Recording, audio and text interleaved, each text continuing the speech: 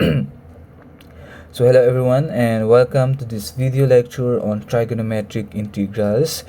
So I made this video to provide you some refresher sa mga ginawa na nating discussion for the 9 cases that we have in this particular topic of integrals. So ngayon, just going to recall lang yung mga some examples na kinonsider natin during our F2F classes. So, balikan natin mula sa case 1 hanggang case 9. So again, under these trigonometric integrals, ay consider lang natin yung mga integrals that involves powers of trigonometric function, particularly yung mga nakikita nating 6 na integral dito.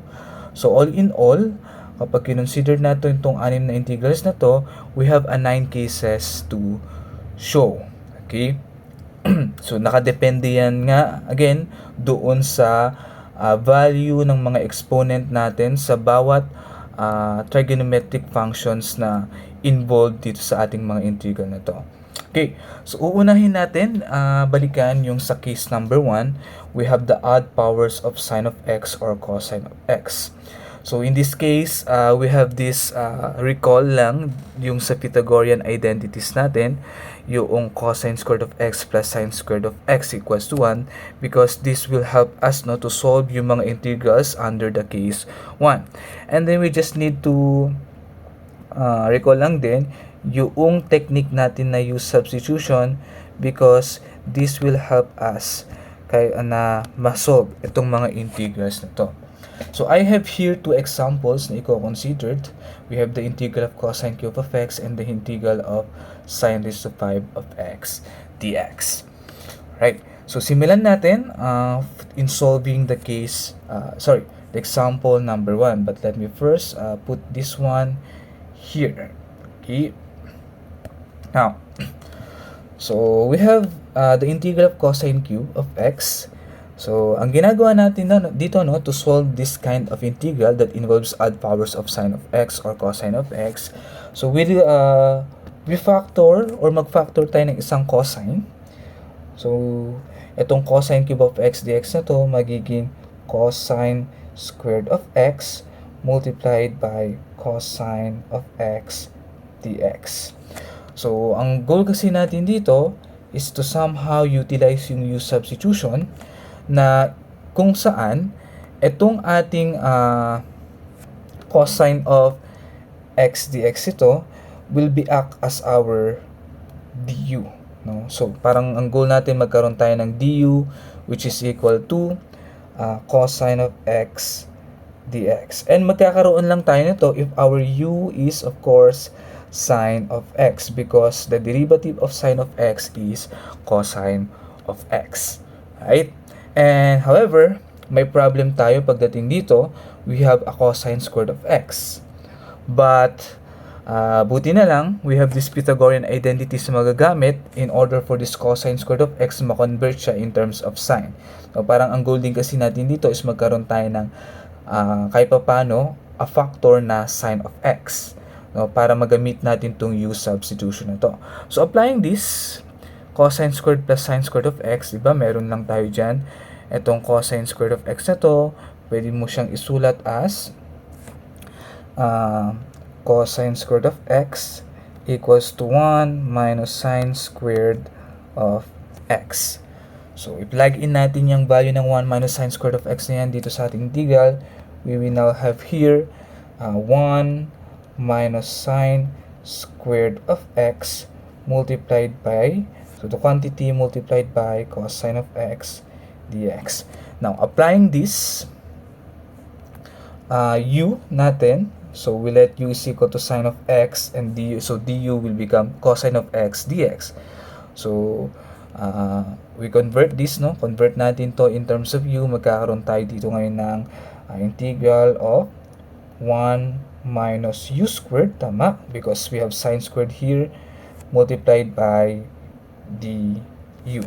And then integrate it term by term. This will gives us u minus 1/3 u cube plus c. So ibalik lang natin si u kay cosine of x. This will gives us sine of x tayo. We have sine of x minus 1/3 minus 1/3, then sine cube of x plus c. And this will be the integral of cosine cube of x dx. Okay? Now, so let us try to solve yung number 2. We have this one. So, lagay ko lang siya dito. So, gayon pa rin, no? Ideally, we just need to factor out isang sign. So, magkakaroon tayo dito ng sine raised to 4 of x multiplied by sine of x dx. Right? Ngayon, magiging yun, ang du natin dito will be our sine of x dx. So, we have this sine of x dx if we have, of course, to be cosine of x.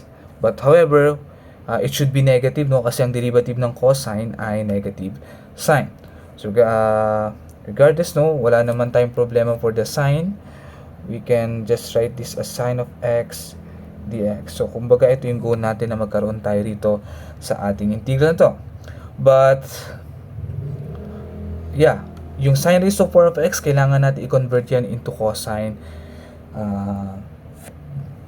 form, no? Para magkaroon tayo ng u doon, or i-let u natin yung cosine natin. But take note that sine raised to 4, pwede natin siya isulat as sine squared of x quantity squared times sine of x dx. Okay? Then, applying again yung Pythagorean identities natin, we have here, no, ang Pythagorean natin dito, sine squared of x is equal to cosine squared 1 minus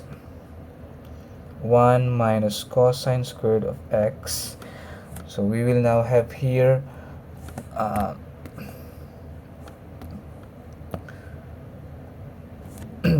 magkakaroon tayo dito ng 1 minus cosine squared of x quantity squared multiplied by sine of x dx. So, let u natin, again, let u natin si, ito, no? Gamitin lang din natin to. Let u si cosine of x, then you have du is equal to negative sine of x, or here, meron kayong negative du which is equal to sine of x dx, right? Now, this one will become, integral natin will become integral of 1 minus u squared quantity squared multiplied by negative du. So, we have here a negative. Ilabas natin yung negative na yan. We now have integral of negative of 1 minus u squared quantity squared du. So what we're going to do here, we need to expand that. So negative integral of, so magkakaroon kayo ng 1 minus 2 u squared plus u raised to 4 du. So integrate term by term, we have negative the quantity u minus 2/3 u cubed, integral ng 2u squared, the integral ng u raised to 4, that is 1/5 u raised to 5, then write plus c. Now, distribute natin sa negative. At the same time, yung u palitan na natin ng, ano ba yung u natin? Cosine of x. So, we have negative times u, or negative u. Yung u is cosine, so magkakaroon tayo ng negative cosine of x. Then, negative times negative, so that will become positive 2/3.